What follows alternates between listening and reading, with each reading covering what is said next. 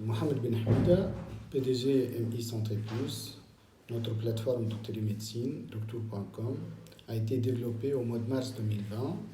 En plein Covid, on a démarré notre activité de téléconseil gratuit pour les Tunisiens, pour les aider à surmonter un petit peu le confinement. Et aujourd'hui, on a développé tout ce qui est téléconsultation. Malheureusement, le décret d'application de la loi de la télémédecine de 2018 tarde à venir. Elle tarde à être publiée. Il y a un projet qui a été signé récemment par le monsieur le ministre de la Santé et on espère voir ce décret rapidement pour mettre en vente notre produit. Entre-temps, bien sûr, on a développé le télécoaching. C'est une activité qui n'est pas régie par les textes.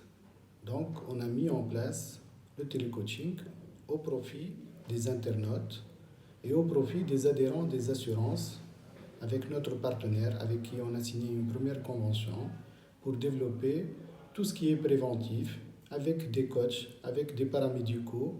Donc, pour ceux qui souhaitent maigrir, donc on a bien sûr les nutritionnistes, on a les psychologues pour aider les personnes qui souhaitent abandonner le tabac, l'alcool, les drogues et toutes les activités paramédicales. On souhaite, via ce fonds, accompagner le développement de notre start-up pour développer la gestion des rendez-vous, puisque nous, on a essayé d'innover et de faire l'instantané, c'est-à-dire trouver un médecin ou un coach en temps réel pour s'aligner à nos concurrents MedTN et Topo.tn essentiellement. Donc, on a commencé à développer la gestion des rendez-vous. On est en train aussi de continuer à faire l'interfaçage avec notre premier partenaire, l'assurance, avec qui on a signé un accord. Et bien sûr, on compte, durant l'année 2022, développer des projets d'intelligence artificielle. On a commencé à identifier 3 axes. La reconnaissance faciale pour tout ce qui est signaux vitaux. À travers la vidéo, on peut avoir les signes vitaux d'un patient. On a aussi, avec nos médecins partenaires, commencé à travailler sur tout ce qui est collecte et analyse des données avec un objet collecté, une montre intelligente, et bien sûr un troisième projet qui a été identifié, tout ce qui est 3D, body corps, pour identifier les surpoids.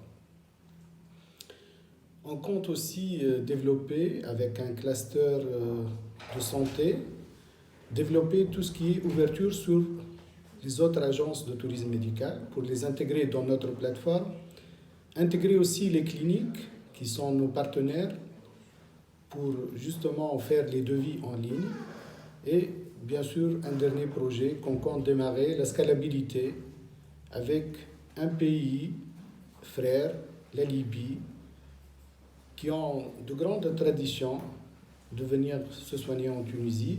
Donc on compte bien sûr développer tout ce qui est scalabilité avec ce premier pays.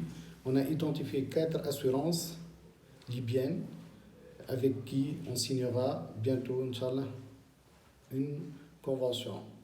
Bien sûr, c'est un premier pays, mais il y a d'autres pays francophones et arabophones qui ont été identifiés pour développer notre scalabilité.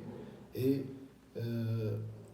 bien sûr, on a besoin justement de ce financement, de ce fonds R2 pour nous donner une bouffée d'oxygène pour pouvoir tenir compte tenu des difficultés du Covid, compte tenu des difficultés d'apparition du décret d'application.